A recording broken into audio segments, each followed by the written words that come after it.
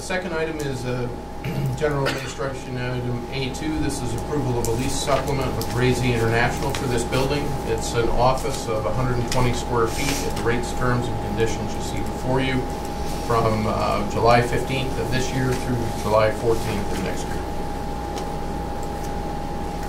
I'll move the resolution. Second.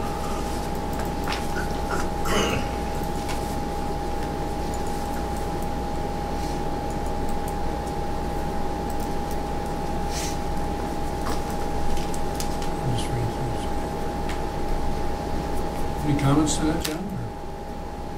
No, this will be her second year here. She distributes goods from India, scarves, purses, things like that. So she's using it for distribution. She has, I think she does it through the web. Any expansion possibilities or anything? She actually asked for a 6-month lease, not a year.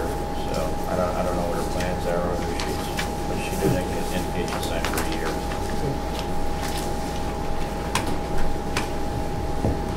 All those in favor? Aye. Resolution passes. Okay, the next item is agenda item A3. It's a hard copy item in front of you. It is mislabeled and does say A2. It should say A3. We'll change that in the electronic version. This is for property damage insurance on the bridge. Current policy expires July 29th, 2014. BHL Insurance has provided the following renewal quotes that you see before you. We're recommending proposed choice D. And at this point, I'd like to introduce Brian Hurley from BHL Insurance to come on up, Brian, and walk us through this, if you would, please. Actually, you stay by spot. It's good to see you.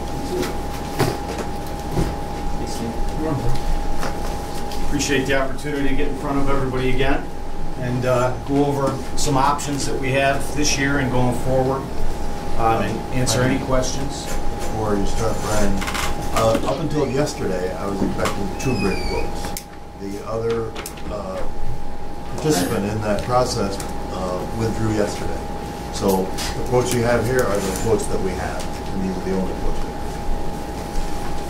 And that said, there is not a large market for carriers of bridges, and as we've talked about in the past, those that do it very well. Those that don't do it very well have gotten out of the business, so there are very few options. We, as Fred knows, went out to market as well, and for competitive reasons, the history of the account and the fact that ACE does this very well, there was not anybody that was willing to quote knowing where ACE was. So it's not that you're pigeonholed, you're with the right company and they do this very well and they've done it very competitively, but the market is not like the office where you could go to Hartford and Travelers and get a lot of quotes. So to Fred's point, it is limited, but you are with the right folks and they've got a great program for you. You've got the summary here. We always talk about in the past, how much insurance do we need, what's it going to cost us, and what's our deductible going to be. I think are 3 of the big things. When we look at this and the carrier looks at it, they look at a couple different things. They look at total insured value. How much does the whole bridge cost? Should it all fall into the water to replace? And then what is PML, probable maximum loss? And they, with their experience and the engineers and the folks that have had this book of business for so long, short of terrorism where they blow up both entrances and the span and everything drops down, you're probably going to have one side or maybe the middle piece or a combination thereof. But the PML is, you'll see in these quotes. I'm sorry, do they have copies of that? Yes. Okay. Yes. So I'll walk you through that. But when we talk about values, there's going to be 2 values. There's going to be total insured value, build it from scratch, and probable maximum loss, which is what's probably going to happen. So as we go through this, and I'm not going to bore you with the beginning of it. It's great stuff about us and our company, but you guys have a very busy schedule, and I'm sure you can look at that at your leisure. To know, though, that we do go out to market, and there is a limited market, but knowing the history of the folks that we're with and knowing what they do, ACE carries the New York State through it. I mean, they do a lot of bridges, a lot of large municipal projects. So on page 6 of 12, you'll see the overall limit of insurance. That $98 million is what they consider PML, probable maximum loss. These values go up every year. We look at the engineering report, they look at cost to replace, obviously, like any construction cost. Okay, great. So we'll step back. Last year, we were on a 2-year program, which was great. You didn't get an increase the second year. It was a 2.5% increase in PML and total insured value. But because we were on a 2-year contract, we didn't see that bump. That's why we're going to see a bump slightly this year, because the values to replace are going to go up. So that TIV has gone up, and the maximum K, the PML, has gone up a little bit. So what in their calculations, 98 million is the total, or the possible maximum loss. Of that, you've got the property, the 92 million of the bridge, and 6.3 in loss of revenue, which is a huge part for this exposure. You're going to lose money should the bridge go down, and it's going to take a long time. Initially, we were at 12 months, and I think we talked over the course of years, it's really going to take longer than that to build the bridge. So we've got it at a 36-month window to allow for that income to be spread over 3 years. There is no deductible for that, as we talked about in the past. The earth movement below, we had done this before when we had earthquakes, so I put it in here again. It is backed out of the total premium. We can add it on at any, not at any time, but we can add it on as an option, and it would be that $22,000 for the earthquake. You go through to page 7, and it's got some extensions of coverage, which are typical in any policy. But for your exposure, you've got debris removal, getting stuff that has been damaged out of here, pollutant cleanup, extra expense. Again, if you have to do things, if you have to move your office somewhere because of a loss of the bridge, and we've got to make some things other than loss of income, you've got extra expense. Fire service charge. A lot of this stuff is a little bit boilerplate in the insurance world, but we list it because it is extensions of coverage. And then we show the total insured value, again, just so we know what we're looking at. And what they do is they've got different layers of insurance. So that PML, the thing that they think would be the probable maximum loss, is rated at X amount per $1,000. And then the rest over that is rated at a lower percentage. So you actually get an advantage. They're not saying, I got to insure for that whole bridge to come down all at one time. And then we've got the optional coverages for earthquake, flood, and named windstorm. They misspelled named, but it's supposed to be named windstorm. Also, there's film loss. Oh, that's not how you spell it? You lose. You lose your some loss. revenue. Sorry about that. This will be finalized once we figure out what we want to do, and I'll make sure they make the needed corrections on that. I got 2 or 3 questions. Please. More? No. Oh, okay. 2 years versus 1. All right, what would that be? 2 years. Go ahead. The advantage is you lock it in for 2 years at that premium. You don't get that increase of value the second year. Like your inflationary costs. Right. Or whatever. We locked in for 2 years in 12. It went up in value 2.5% in 13, but your premium didn't go up. So it went up 2.9% in 14.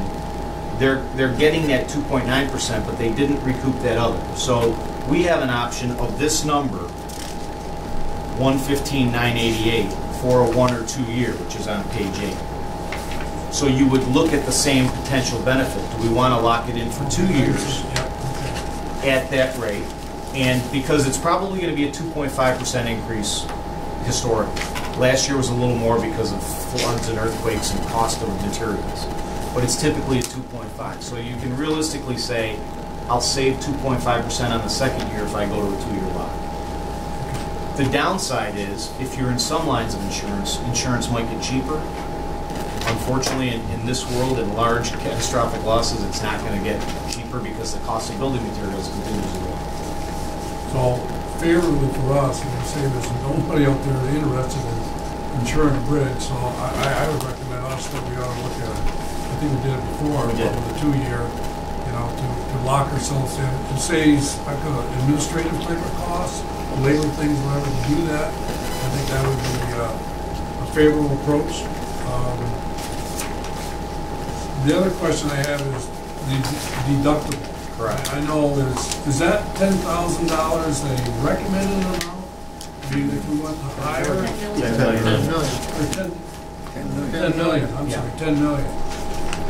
What is, that I'll number? answer that first. Yeah. The 10 million is there to keep the premium down.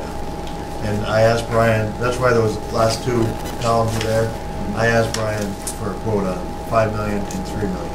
And he's got that for us, Right. and that's why I left it on there, but Right, okay. And the reason we did that was initially in 2011, we wanted to stay within a certain budget.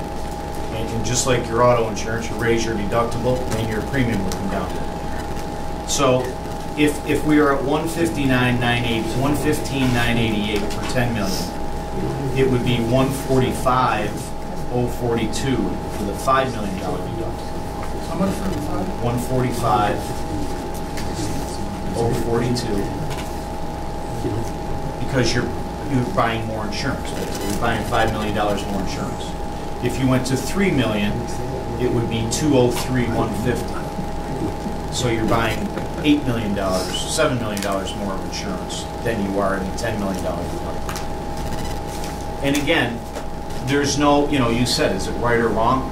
Different municipalities, different organizations have a different appetite for risk. How much do we want to accept? What's our budget? There's no right or wrong for me or for the carrier. It's whatever we decide. Well, you know what, I try to figure in, when I say that, I asked Steve this question, he was a bridge expert, what does $10 million of damage look like? Probably just one span. I mean, I was looking up there, if I had cement foundation problem with the main tower, what am I looking at? Yeah, from a ship hitting something. Or, Yeah, I mean, what is 10 million? probably. That would- But I'm thinking, there's 33 different spans out there. Yeah. So you could have maybe 2 that are damaged or whatever, but 10 would probably to replace that or whatever. And like you said, individual issues with the suspension span. Yeah, it would be an incident, not a massive thing Yeah, that would cover. yeah, I mean, so where would we come up with 10 million? NYS, New York State. Well, I mean, that's what you're looking at, you say, Yeah. okay, all right, we'll take care of the rest. I mean, Here you whatever are, it be. you're hired for no money to run the bridge and do it as best you can and try to make money and not spend too much money. But I think the state realizes, based upon what I've seen of the historical record of how the bridge was built, that if something would happen and one of the middle span falls into the water, I would assume that the state would step up and help you get it back together and pay that That's what we deductible. discussed. Because otherwise the bridge is going to be closed. They know that. I mean, would they like it? No. It's no different than the Champlain Bridge. When that Crown Point, when that was going to fall into the Lake Champlain, they came up with the money, New York and Vermont. Here, Canada won't come up with it, but I'm sure that New York State would, because it's a gateway to a lot of our country, commerce-wise and tourist-wise. Yeah, Brian, I would assume that with that lower deductibles, that the earthquake coverage would go up too. Is that correct? Correct. The earthquake and the named windstorm would go up proportionally. So if you're going from 115 to 145, if you're going from a 10 million to a 5 million deductible, that's about a 25% increase. The earthquake and earthquake and flood and named windstorm would go up 25% as well. Because again, you're buying more insurance. well, it goes back to a structural engineering thing, Steve. On that bridge, what on a Richter scale could that bridge handle without any damage? Do we know a number? I mean, I don't know that number. Right, no, we don't. I don't. It's a 4.1 or whatever. I don't know. I mean, we've had some little shakers here, whatever. You just say, all right, what are you willing to do here? We have an aging bridge. You're not really in the zone for earthquakes. Messina does have a fault line. I don't know if it runs this way or runs south in the county, but I don't. You're probably going to be in the lower end of the Richter scale. As far Well, as we had a what couple you, floors here. what, We had a no, couple what you'll floors feed. here. Yeah, that's really low.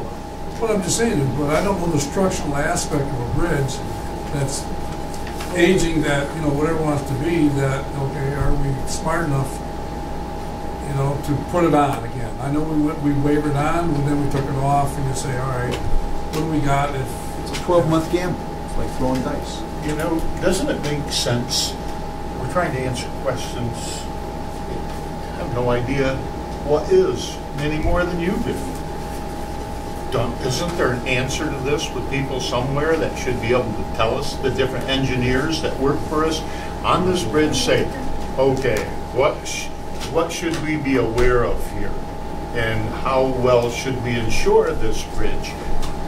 And get the answer from people in the know. I would suggest let's tack that on to the next time we have Majeski Masters or Greenman Peterson here. Let's ask that question. And if we're in good shape, why spend the $22,000 a year?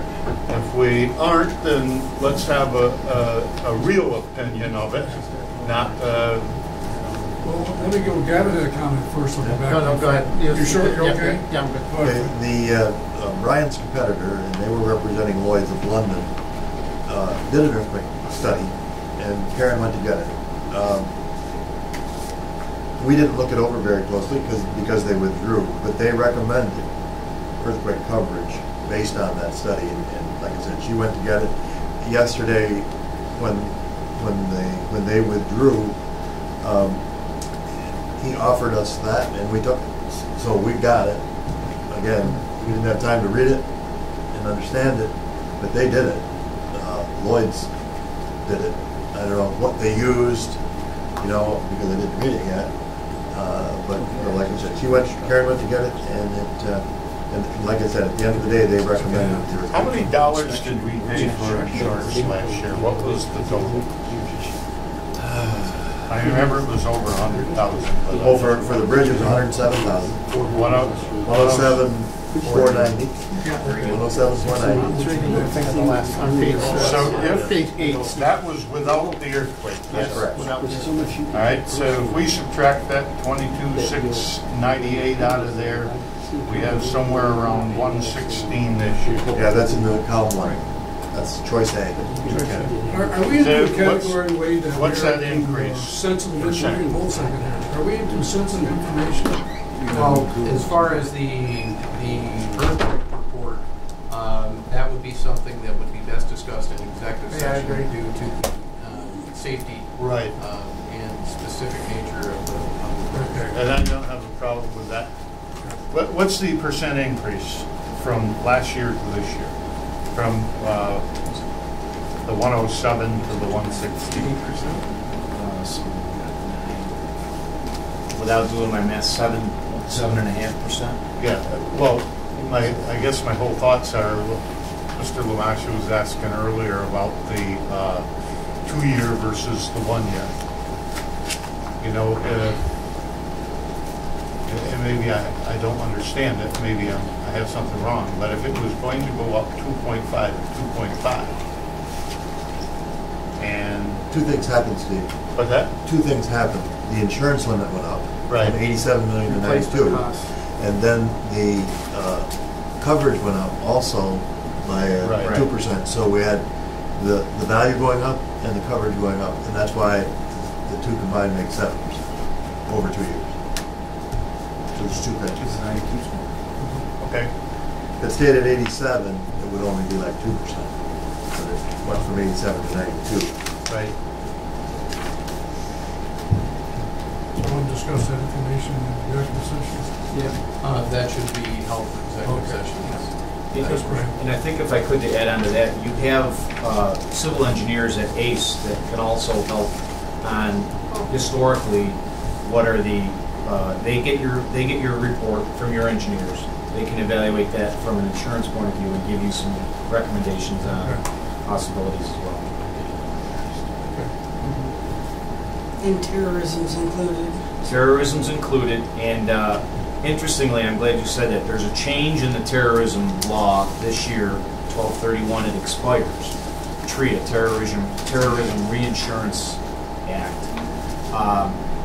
which means the government is reinsuring the carriers offering this. So if there's a terrorist attack and ACE has to pay out $100 million or $1 billion to all their insureds, the government will reimburse them.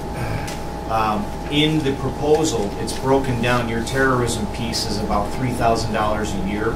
So if the act is not passed, you have the option of getting that $3,000 back and not having terrorism, or ACE may actually offer it themselves.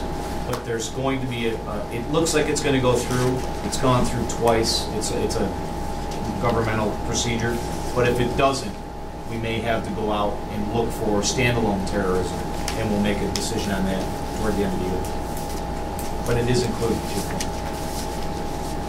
As far as, do they go to a 3-year policy now? They don't go, they'll go to a 3-year maximum.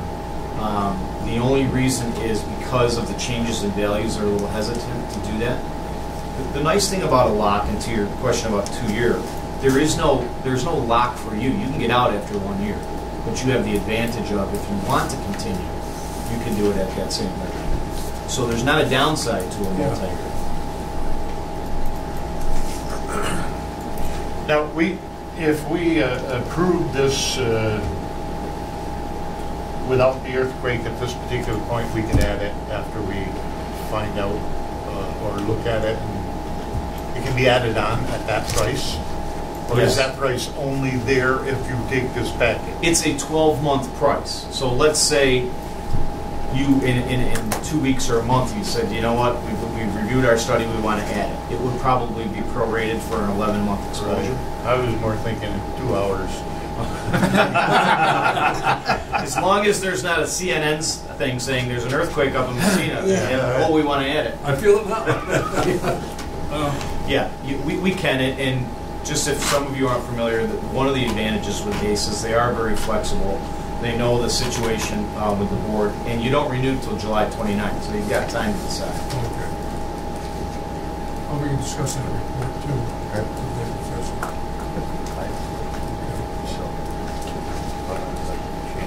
Anything else for Brian? Brian, anything else you want to add, or are you all set? No, we're all set. Again, we appreciate the opportunity. There's a lot of questions I know that you guys come up with from time to time. There are a lot of resources on the carrier side who do this all the time. So whether it's this report or anything else, feel free to reach out to me and we can get them in front of you. Well, I feel as a board member, one of the huge responsibilities that you have that is you're protected in such an economical driver from the North Country right here. Right.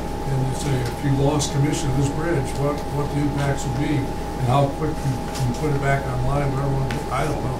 How do you want to think about it? What do you want to think about it? Well, and I think that's how we constructed it initially was, you do have a responsibility, and we want to make sure that, you know, it is adequately covered to the right limits. Initially, we had some issues with co-insurance. We got away from that, and you're much more robust coverage today. Brian, on behalf of the authority, I'd like to thank you for making the complex for understanding. Thank you. Appreciate it. Thank you. Thank you very much. Thanks. Thanks. Oh, yes. Oh, yeah. A couple times. All right, so we got the resolution. So we have the resolution before us there, and it's just a matter of how you would like to change it and what's the pleasure of the board. The way the resolution reads, though, is that you're looking at choice D. Right? Yes, that's the way And that would, at this point, include the earthquake insurance, which if the rest of the board is in agreement with that, I don't have any problem with getting that. What my point was, is if we're not going to purchase it, I want somebody who is in the know to say it's not worth your time. And the second thing is I like that 2-year option. So to change this to a 2-year option, we just have to change that to expiring July 29th, 2016. That's all we would need to do to change that on the resolution. And if you would like to wait until we discuss this report on earthquake probabilities and so on, Well, it seems to me you've addressed that, and you read that to make your recommendation for choice D, correct? But we still think, I think as a board, we should hear that report. Yes. You know? Well, I think it's important because we didn't do it last year, Right. even though, well, stop and think about it. We had that report last year and we didn't do it even though, and then now the reason we're thinking about it was an earthquake, but we don't know if those earthquakes have the power to do what it is that we're worried about. So, you know, it's one of those things, flip a coin for a year, but if we're gonna flip it and not purchase it, I wanna hear someone who says, well, we shouldn't have it. Why don't you table the discussion, have your executive session, and if you can't decide then, table the whole thing for later, because you aren't going to decide it until everybody gets the report. You can't do that till you get the executive session. Why don't we table it? Well, if you table it till August. No. Table it till after executive session. Executive session. We'll come back in session or whatever, and go from there. I stumbled a little bit for the reason for the executive session, so let me just repeat that. For the non-disclosure of the earthquake report, and that's for matters which will imperil the public safety disclosure. That's the Thank you. Okay. All right, so let's do that. All right, so I have a motion for that. I'll move it. Second. I'll second from Doug and second by Gavin. All in favor of doing that? Aye. Aye. We will wait to after executive session to formally vote on it. The second item also relates to insurance. It's labeled on the handout as C1. Its proper designation should be A4, and that's approval of insurance renewals. This is for coastal insurance coverage that renew August 1st, 2014, including the general liability, excess liability, marine general liability, airport and directors and officers property, inland marine, and commercial auto insurance. The results are summarized in the table below, and the broker of record would be Transrail Associates and MWDE firm. Amazing.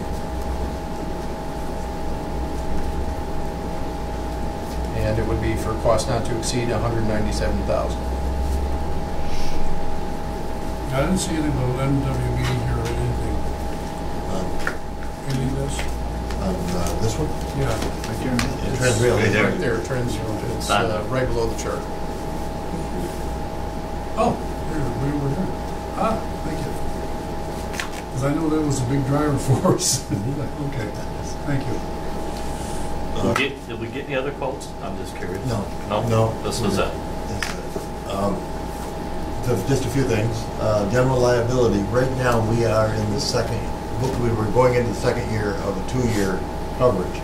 They offered to give us 2 years from now at 2.5% decrease. So I thought that was a good idea. That's why that was 87.5 last year, 85.320 this year, and in 2015 it'll be 83.200. Another 2.5% decrease. The property went up, I would say significantly, but this is based on a desktop survey used to evaluate the value of our buildings, mostly in the industrial park, but this building also.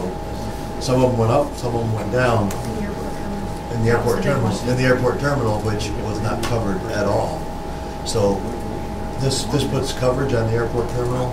It reduces it on a few buildings and increases it on others, and that's full replacement value. Structures in the port unit? Yes, all of our buildings. Well, the buildings that they did the survey on. They did about half of them because I didn't want to do all of them at once. Does that cover the bridge over there, the customs building? I don't know whether that was one that we did the desktop survey on or not. I don't think we did it on that one, but the policy still covers We did it on right? the 7 highest. It does cover that building. Yes. Yes.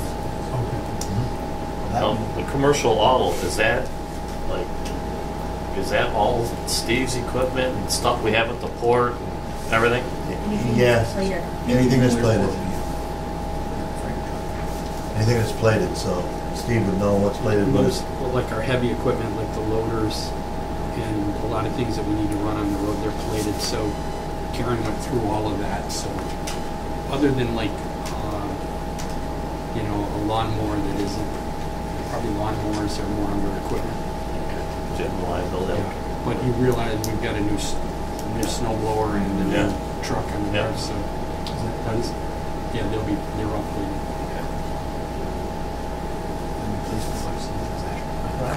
Yeah. So as you recommend this, you're saying to August 1st to July 15th, August 1st through July 31st. 2015. I guess that should Did be you want to worded go to, to 2016? How could you lose me on this? general liability would be through 2016, so that should be worded to include that. The rest, these are all 1 years. All the rest are one? All the rest are 1 years, but So the that's- general liability is 2, so that, So we that's how that should change works. that language to say that. That general liability would be through July 31st, 2016. Okay.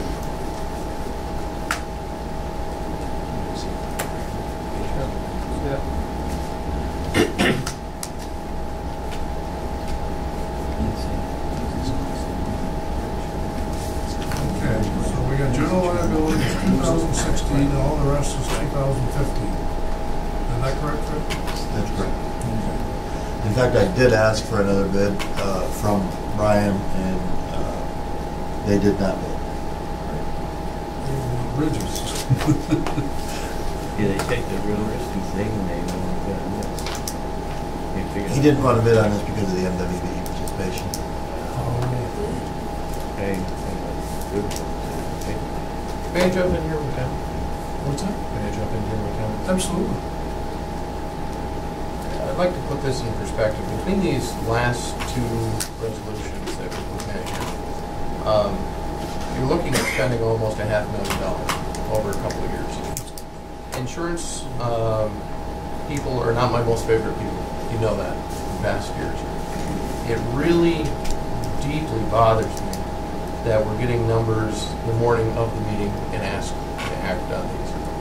I'd like to get a consensus of the board to change the process going forward for next year, so that these things are forced to be dealt with ahead of time through the finance committee, get the proper screening, and then come to the full board prepared. Because we've got insurance companies who are divvying up the market. We have insurance companies that are holding information until the last possible minute. And if we're going to spend $500,000 of authority funds, it requires more than 10 minutes of our time in board meeting. So I really, very seldom do I jump in and make this type of recommendation, but I'd really like to make this change for next year, and I need your support to do it. I agree with you, because if you remember, I think Mr. Carter brought this up last year at the same time when we discussed this, that we wanted it ahead of time. And as I think, and I look back at every monthly report from Karen and Fred, they're spending a lot of time on insurance, for insurance quotes, all right? And then all of a sudden we get it, like, as you say, Lee, we get it this morning. I think it's something that we've got to have ahead, and as you said, and so we can ask them questions and we can get more information if we need it, instead of, like I say, you look at them, they spend a lot of time doing that, and why can't a company, they want to put a bid in, it should be a lot earlier than now, I think. Exactly. And Put it in it, have it scrutinized, have adequate time to answer the questions, and if nothing else, we'll make sure that the resolutions are right before they come before the board. This was received in my email at 7:30 last night. I was here. So that would be. But again, I've been working with Brian for 6 weeks. Because like you say, But they are concerned about July 29th. They're not concerned about the date of the board meeting. They're concerned about July 29th, and then I've forced the July 2nd because of the board meeting. And if I would be able to force a finance committee meeting on June 24th or something, then we'd get them June 24th. But I really would, with the consensus of the board, I highly recommend making that process change. I agree with you.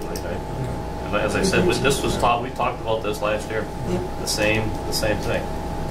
And there's no reason why they can't get that stuff to you like you want. The job they're gonna do can be done 6 weeks earlier than when it started.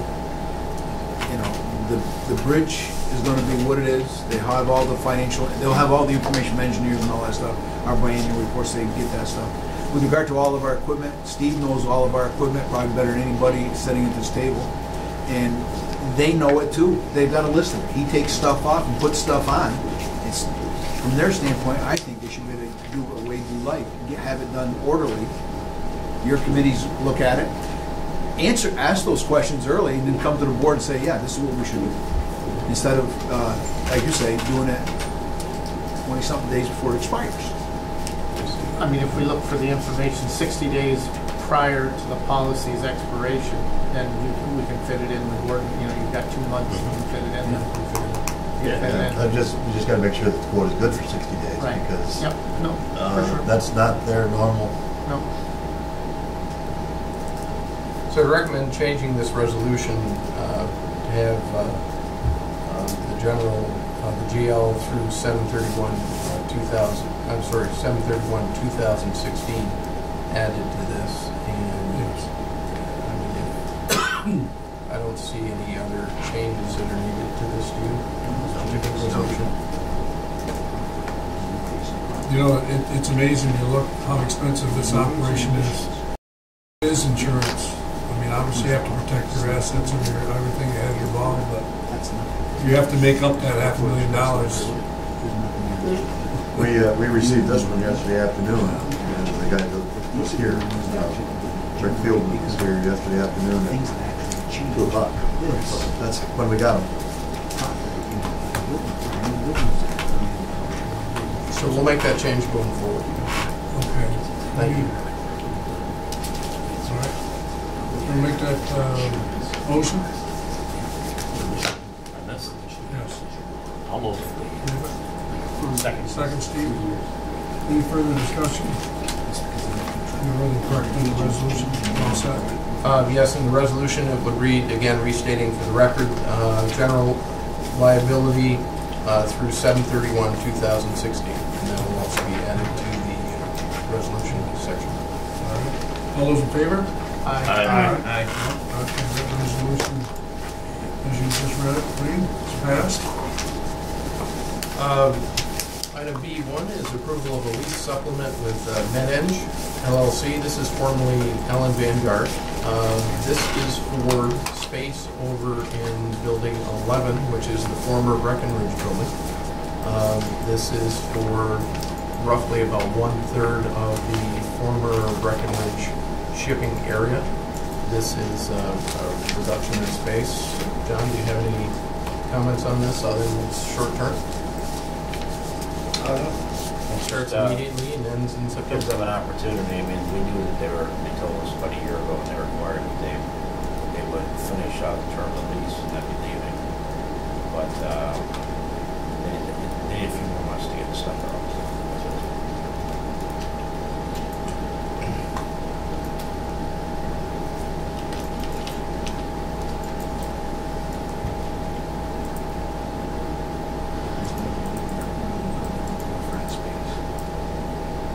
Any motion? I'll make the motion. Thank you. I'll second. Second by Moulton. Any further questions or comments? All those in favor signify by saying aye. Aye. Okay, agenda item B2. I'm actually going to refer to the map. I'll kind of explain this backwards. On the map, when you pull it up, you can see it here on the screen. Up to the top left, that's Route 37.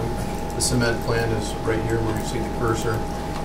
There's a proposal to put a solar array, a 1.2 megawatt solar array in the industrial park. This would come through a combination of a NYSERDA pre-approved engineering firm, a NYSERDA pre-approved developer, Pro Solar, and a partnership with the landowner, Ogdensburg Bridge and Port Authority. That's the map. As part of the process for the NYSERDA application, NYSERDA will fund basically about 20% of this big picture. So it's about a $3.5 million investment that would go over in the industrial park and come on the tax rolls at the end of a 15-year time frame. As part of the NYSERDA application process, we need to select Grow Solar as our partner of choice and provide NYSERDA with a letter of intent. I provided NYSERDA back on, let me back up. NYSERDA has a very compressed time schedule. So they opened it July 9th and they will close it here mid-July. So all the companies are trying to get their applications in, get everything all set up. So a company by the name of Larson Engineers, who was a NYSERDA pre-approved engineer, put together an RFP on our behalf, submitted it to the market. We got a variety of responses. Those responses were screened. The selected company was Grow Solar. Grow Solar was brought into the Facilities Committee, a special meeting of the Facilities Committee to review the proposal in executive session. It made sense, and now what we need to do is we need to authorize Grow Solar to act on our behalf with NYSERDA to apply for that funding, that 20% of that $3 million investment that would go in the industrial park. How'd I do, Don? Pretty good. I'm What am I thinking missing? that other board members should know that it is Grow Solar that's really making the investment, Yes.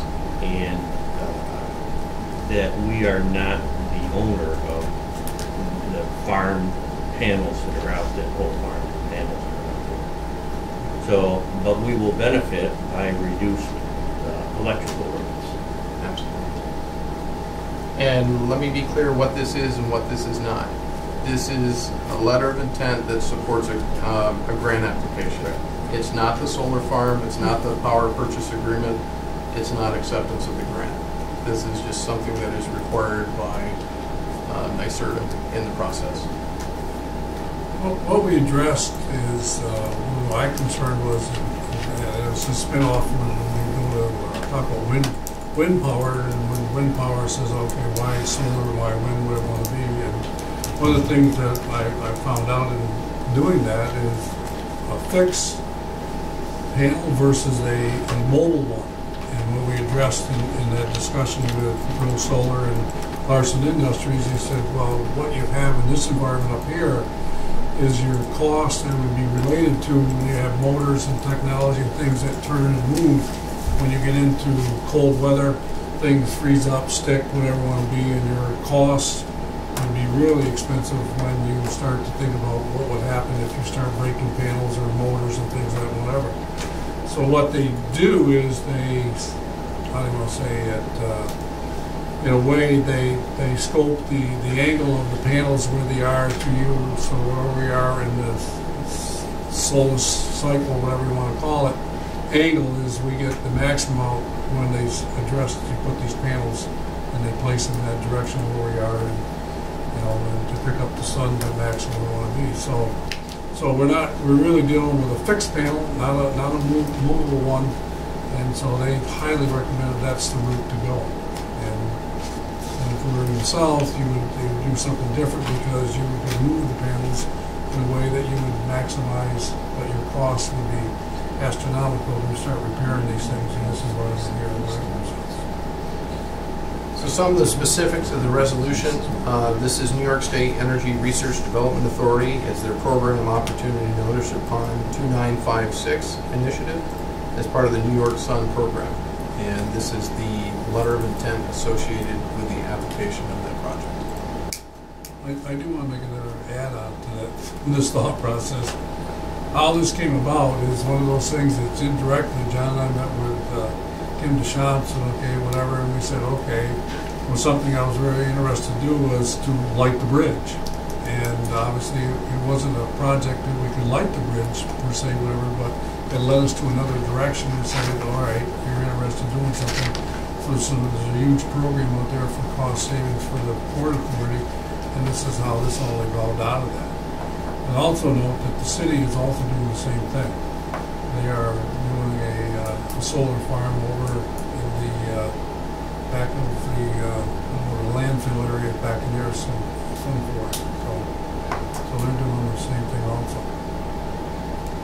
That's what you have. So it's a letter of intent for a grant. Nothing's going to happen, okay? It's just a matter of we just want to get in the process for this to happen. It seems to me it's very favorable in a lot of ways that we should get in this process. There's a huge savings for us in the long end of when you start doing this, that you'll save a lot of money over the long haul of energy costs, but you'll be doing it. And they also mentioned that they've been successful in the last about 4 projects of getting this grant too. So. Any other questions?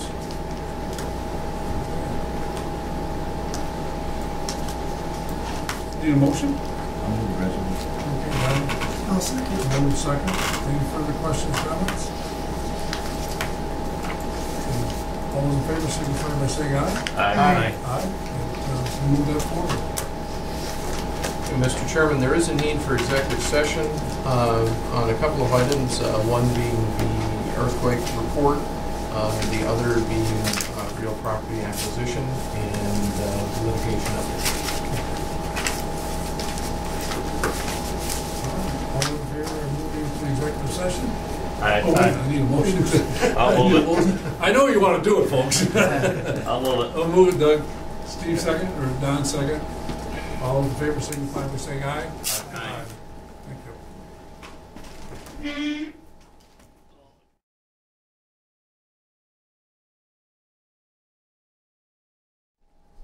Let the record show it's now 12:30. We just returned out of the executive session. And Wade, do you want to move us forward in the resolutions? Certainly, this would be agenda item A3. This is approval of bridge property damage insurance. The authority carries property damage insurance policy that expires on July 29th, 2014. BHL Insurance provided the following renewal quote options that you see before you. After discussion in executive session on items related to earthquake insurance, staff and the board recommend choice A in the above-mentioned insurance policy choices, and the policy effective date would be for a 2-year period starting July 29th, 2014, ending July 29th, 2016. I think it's a note, though, in that earthquake insurance has been removed, and the information that we have, that at this point in time, it seems a logical choice not to have earthquake insurance. And one other change, the resolution would need to be changed to reflect choice A at a cost not to exceed $115,988 per year. It says annual premium not to exceed, so. Okay. So we're covered. I'll move it. Doug, move it? I'll second. Hold a second. Any further discussion, comments? All in favor signify by saying aye. Aye. No? Aye. That was a late aye, Molly. Late aye. The resolution passes. Especially after she seconded. Don't breathe again when you're supposed to be saying. You're doing that one. And the final item for today, such other matters, agenda item C1. This is approval of purchase of property located at 6772 State Highway 68, Ogdensburg, New York, owned by the estate of Beulah J. Lyman by Gary Lyman, sole beneficiary and proposed fiduciary, for $100,000 for 60-plus acres of property located adjacent to the airport, which will be used for navigation purposes and for the New York State Route 68 realignment consistent with a 1,200-foot runway extension project on runway 27. I'll make that motion. Second. Second, Don. questions, comments? Our process definitely falls in the guidelines of FAA that we talked about. And very The good. process that we're using right now of purchase. Yes, we will be performing a Phase 1 environmental on the property, and the anticipated closing date would be November 1st of this year. Thank you. All those in favor? Aye. Abstain? That was just fast. You learned fast, Mona. You got right in the rhythm right there. Anything else, sir? No further business, Mr. Chairman. Okay, let the record show that Mr. Davis said this would be a short meeting this morning. It's now 12:30, 3.5 hours. I need a... The meeting was short, it was the executive session. Oh, that's what it Yeah. was. Well, it's good meetings, folks. I appreciate everybody's time and effort and thought process to make some good things happen here, so. I need a motion to adjourn. Motion. Captain second. All in favor? Aye.